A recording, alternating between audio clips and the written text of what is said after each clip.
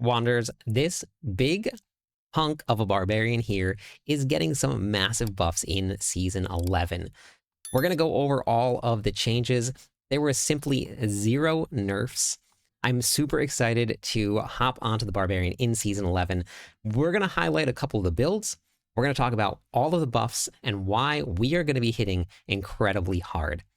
The season is going to be going live on Thursday, the 11th. It's going to go live right after the Games Awards. If you haven't heard yet, we were strongly urged to watch the Games Awards.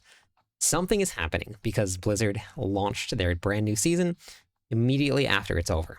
So I'll be live then if you guys want to stop by, check out and see where the Barbarian's at.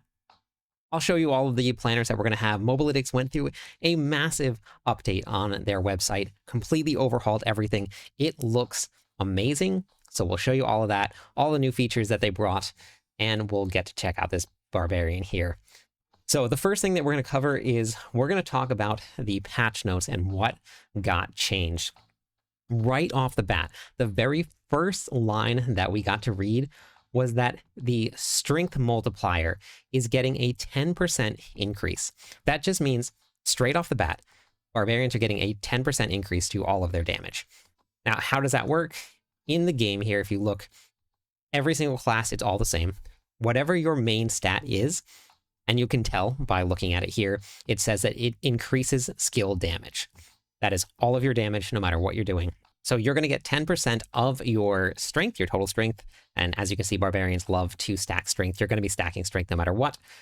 They're buffing that, and this is just giving us a straight 10% increase to the damage that we're going to be getting per 10 points of strength. That is amazing. Barbarians were currently the lowest from their main stat out of all of the classes, simply because the Barbarian has 1, 2, 3, 4 weapons that are always active. So they lowered their main stat scaling to try and help the other classes keep up. So they are now giving us a nice big boost here. When we come down to the skills, Kick and all brawling skills are going to be getting a new update. They're going to have a brand new item that's going to be in the game here. And we'll go over to Mobalytics and we'll pull it up. It's going to be brand new pants, and they are going to increase your brawling damage. Brawling builds will definitely not be the strongest in the game, and not the strongest for the Barbarian, but they will be probably some of the fastest, and in my opinion, some of the most Barbarian and fun builds to play. Whenever you cast a brawling damaging skill, so anything that has the brawling tag that damages an enemy, it's going to be disabled. You cannot use it anymore. When all of your skills on your bar are disabled, they will be re-enabled with their cooldowns refreshed, and your brawling skills are going to deal up to 100% increased damage for each disabled skill. Kick is going to be the strongest out of all of those. Kick is going to get some buffs this season, and with this here, we're going to be building a Kick build, and you're going to put as many brawling damaging builds and items on your bar, and it's going to hit or probably billions and hundreds of billions of damage. In Season 10, and that has Chaos Armor, so you got to take this with a grain of salt, Kick was doing upwards of 400 to 500 billion damage. Now we're going to get some brawling pants, so we're going to be kicking things.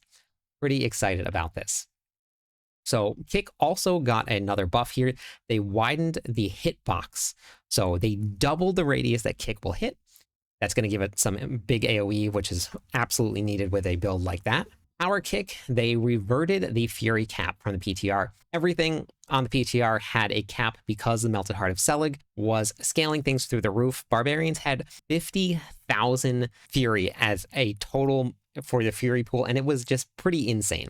So they had to cap things so that, and we'll talk about this in a little bit, they didn't have multipliers like a 25,000x, which we had on the PTR. So that's where the caps were. They've changed Selig, which were some really good changes, and I'm excited to see how it feels. But now we have removed all of the caps, which is really good for Hammer of the Ancients.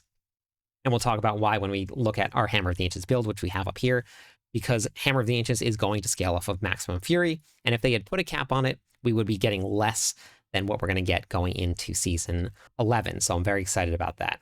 The leap attack speed has been adjusted. Now, we knew this was coming. In one of the interviews, the developers said that because they had brought back the speed from the Sorks with teleport, they were going to scale back Leap a little bit. They didn't tell us how. The only way that they really could do that was just to reduce the speed scaling that they had. Now, Leap was incredibly fast on the PTR. It is now going to be affected by attack speed. In the current season, in Season 10, Leap is the static animation. No matter what, it moves at the same exact speed. It is just leap, leap, leap, leap. On the PTR, with the new attack speed scaling, you were basically as fast as a Sork was with infinite teleport. So they're going to scale that back just a little bit. It's still going to be faster than it is right now, and it will still be the fastest speed farming build. And with some of the changes that they made to Selig, Leapquake will be a very viable build and will do quite a bit of damage, so it will probably be the #1 speed farming build for the Barbarian, which is incredibly fun and very fast. I really love Leap in general. It is one of my favorite abilities, so that was a really great change. Now let's get into the meat and potatoes of this. We're going to talk about Hammer of the Ancients because I am so excited about this. They changed Enhanced Hammer of the Ancients. In the game right now, Enhanced Hammer of the Ancients is going to give you Fury scaling. This is just Fury generation, and it gives you 3%, and that's every single time that you damage any enemy. And that goes up to 10 times, so you can get 30% increased Fury generation if you hit 10 enemies. Once, if you don't, then every single cast of Hammer of the Ancients will give you 3% increasing stacks. What they did add to this, which is massive, is they added in any time that you use Hammer of the Ancients, your maximum Fury is going to go up by 100. So this says up to 100. I don't know if they're going to add in a stack or not, or if it's going to be 10% like the Fury generation is here. But they have also increased your Fury generation that you gain from 3% to 10%. So that means you get 100% increased Fury generation. So if your Fury generation is currently sitting at, let's say, 50 Fury per second that you generate on a hit, now you will generate 100 Fury. Why all of this is super important? Why you want the increased Fury generation? Why you want the increase to maximum Fury? This node right here, Fury's Hammer of the Ancients. Hammer of the Ancients is going to gain 5% critical strike damage and critical strike chance for every 10 Fury that you have when you cast it. Its critical strikes are going to knock down enemies. That's really not too important. Two things. That 100 Fury that you're going to gain is going to give you 50x critical strike damage and give you 50% critical strike chance. Now, with the way that this works, Hammer of the Ancients will have 100% critical strike chance, so you don't have to worry about that. It's also going to give you Fury generation, which this is only going to apply based on how much Fury you have at the moment. So the more Fury that you can generate, the better it is. So if you want to spam a hammer, you want maximum Fury, and that means a lot of Fury generation. So both of these buffs here are absolutely insane for this build here. Then they took Anger Management, which Anger Management in the season here, all it does, while you're above 40 Fury, you're going to be berserking all the time. You're going to drain 2 Fury per second, which is incredibly small with the amount of Fury generation you have. That's what this does. With how easy it is to be berserking in the current season, this never really gets touched. Now, this is going to give us up to 30x increased damage, and we're always going to be berserking now.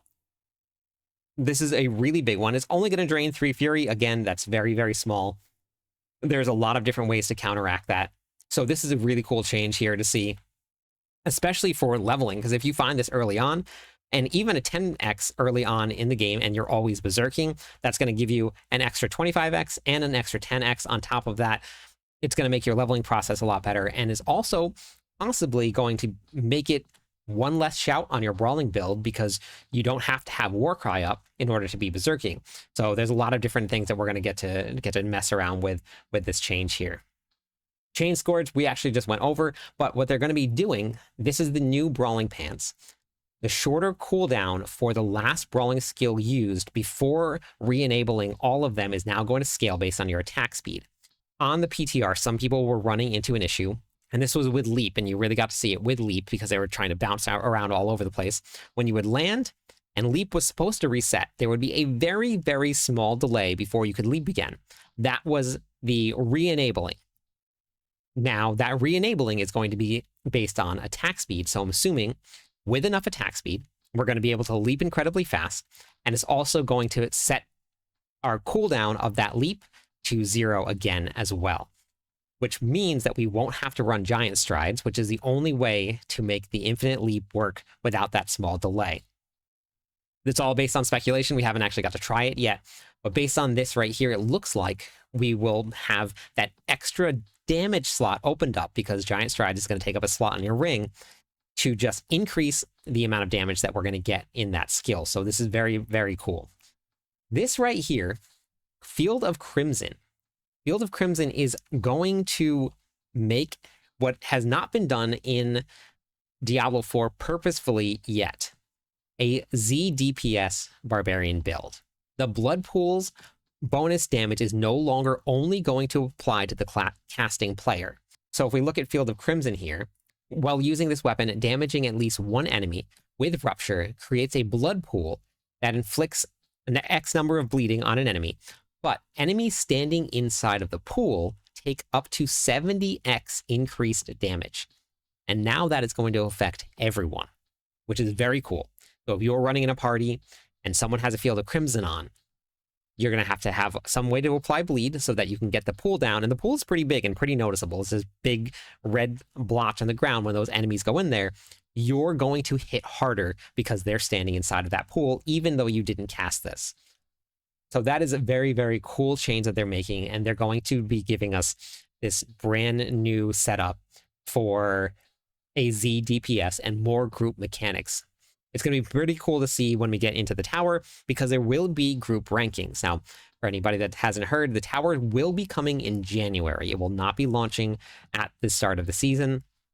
Kind of a big bummer, but it's going to give us some time to get some gear, get set up, work on our new builds, learn how to play them. So we do miss out on the fresh start. Nobody has any gear. We hop into the tower, but probably in Season 12, we'll get that nice fresh start. Taking a look at the Paragon board. Now, the Barbarians actually just had a pretty big refresh of the Paragon legendary nodes. They changed around a lot of multipliers. They changed around a lot of ways that they worked, and they have just buffed so many of the nodes. And not even just small buffs. Hemorrhage, which is going to be your bleeding damage, got a 33% increase to its damage. Blood Rage got a 33% increase to its damage. Carnage got a 50% increase to its damage. Decimator got a 25% increase to its damage. Flawless Technique got a 50% increase to its damage. Weapon Mastery, same thing, another 50% increase to damage. And then we have Undaunted, which at least they're looking at it. But this glyph definitely still needs a little bit of help, but it is definitely a buff. It's going to apply to our toughness if you do need it. But when you're thinking about glyphs, there's very few times where you're going to run a defensive glyph. If you're having trouble staying alive, then you might do that. But very, very big buffs to all of the damage that the Barbarian is going to be doing. They did go through and take a look at tempering. Now, affixes removed. They removed damage while Warcry is active because nobody has ever used that in a build that has been viable to push high-level pits. It's just not something that is put in there. Arsenal Finesse is going to be gone. So Arsenal Finesse, if you go into your tempers here, I believe this was in right here, we're going to be losing two-handed bludgeoning weapon damage, dual-wield weapon damage, and then two-handed slashing weapon damage. These are all very specific, and if you're not using those weapons or you're weapon swapping, you won't really notice them, and you really don't ever need to take these when you have something like Worldly Finesse, where these are going to apply a lot more often. So, and they're the exact same multiplier. So that's going to be removed. And then weapon attunement, affixes have been removed. They removed all of the generation with very specific weapons. So these are all really good changes. They're kind of cleaning up the affix pool inside of tempering, which is good to see. Well, hopefully this trend continues, and just most of the fun, interesting, and used aspects are going to stay. So now let's talk about the Melted Heart of Selig and why this is going to be so important. Now, we already talked about how your Hammer of the Ancients is going to scale off of your maximum fury. On the PTR, we already talked about how absolutely insane it was. They changed it from 3% of each point of your primary stat. You gained 3% of your primary resource for each point. Now, if you look at this here, we had almost 4,000, and you'd have that 4,000 times that 3%. It is just overwhelmingly huge, and there were barbarians that had upwards of 50,000 fury. Then you take something like Ramaladni's, and Ramaladni's is going to be used in Hammer of the Ancients, and we'll talk about why soon. Ramaladni's is going to take half of whatever your maximum fury is and give it a multiplier. So if you have 50,000 maximum fury, you now have a 25,000x increase to your damage. Unheard of. The biggest ones that we're getting right now is 300-400. So this was very, very broken on the PTR. So this has been changed now. What Selig is going to do is that the primary resources is going to be doubled. So whatever you can get to with your primary resources, it's going to double that. Then we're going to take all of those things that are going to be scaling off of your maximum resources, like your Melted Heart of Selig, or your Ramaladni's, or your Hammer of the Ancients, and now we're going to take multipliers off of those, which will still be very big, and it's still going to be a very important part of this. So Selig is viable and will be used, and it is in a very important slot. It's in the amulet. So things are going to change around how we build, because everything that the Barbarian has is going to be built around your maximum resources, and Selig will have to be slotted in that spot. There's no other way around it this season. Selig is going to be a staple in the builds. So Ramaladni's, a very big pain point that everybody saw when the patch notes first hit, and all the Barbarians took a big gigantic gasp and were very sad, because it said fix an issue where Ramaladni's Magnum Opus, the Ramalama Ding Dong, was active even when the active skill wasn't using the weapon. So how Ramaladni's works here, if we look at our Ramaladni's, we'll go grab it out of my very, very organized stash here. So don't mind my stash here. Skills using this weapon deal increased damage. We got confirmation in Season 10 that this is a tooltip error and that it will actually affect every single skill, no matter what weapon type you're using, which is not what this reads. So we got that confirmation in Season 10. Everybody's super excited about it, and it did work. Ramaladni's was affecting everything, so it was in a massive amount of builds. Then we get this, where they said they fixed an issue with it. Don't worry, Barbarians. It has been confirmed that it will absolutely 100% work on every build, every skill, no matter what you use.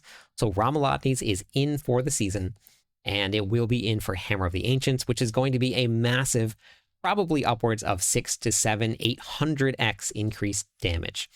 So if Ramaladni's was taken out, this would have been a pretty big hit to the Hammer of the Ancients build, but we're going to be running it. I'm pretty excited about it.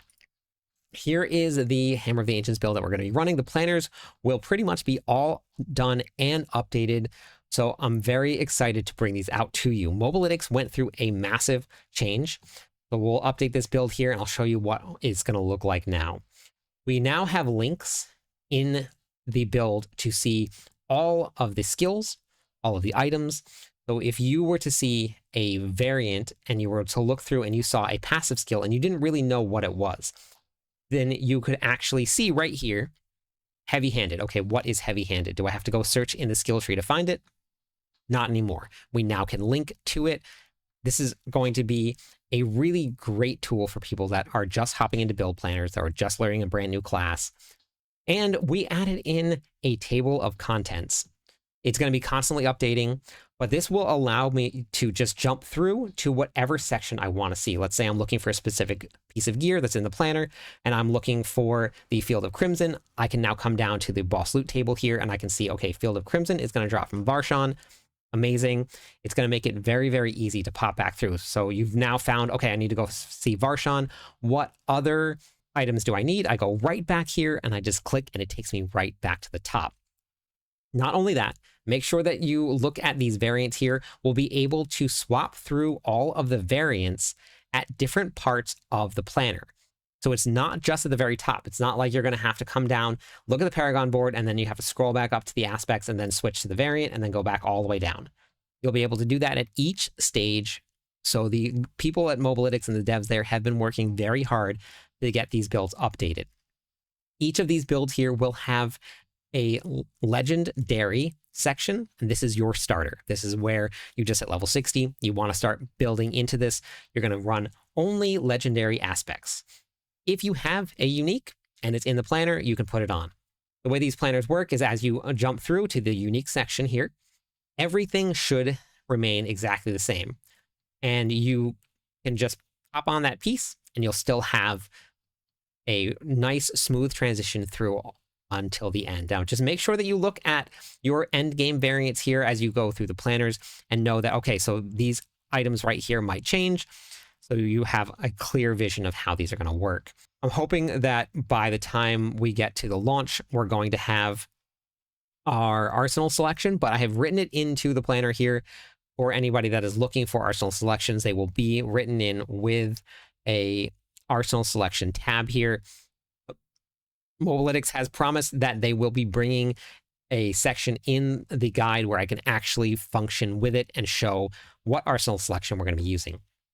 In the video, in the planners here, we have videos on how to select your weapon. This will bring it up to a YouTube videos here.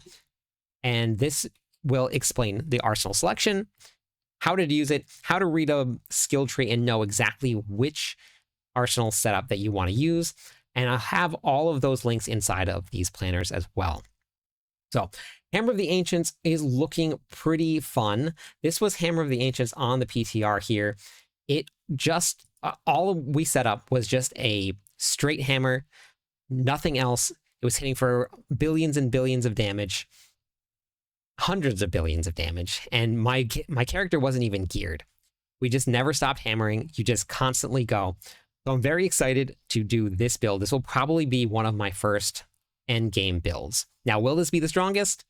Probably not. We are probably still looking at Lunging Strike as being the strongest build. Lunging Strike is, with the way that the mechanics work for this build, it still is going to scale off maximum resources.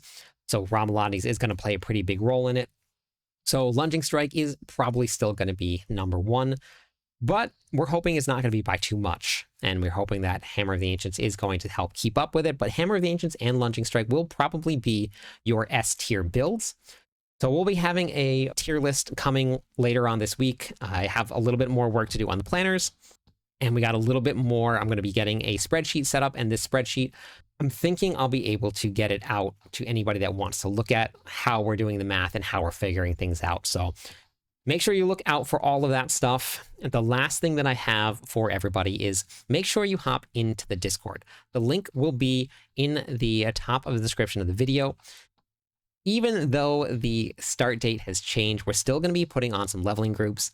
Once they go back to your normal start time, which I'm assuming it probably will, every single season, what we do is we get a random group of 4 people. You're randomly assigned. You don't have to go out and find it. We'll assign you to a group. You go out into the new season together. You can share gear. You can share runes. You can explore all of the brand new content together. It is incredibly fun to do. So I highly suggest click the Discord link, hop in. Even if you don't want to get into the groups, the trade chat blows up all day long. There's a lot of people in voice chat every single day. It's a really great place if you want to meet some people that really love playing Diablo 4. That's all I got for you today. Hopefully you found this video helpful. If you did, make sure you share it with your friends. Thank you everybody for watching. I'm live every night. I'd love it if you stopped by, said hi, theory crafted with me. Catch you on the clip side.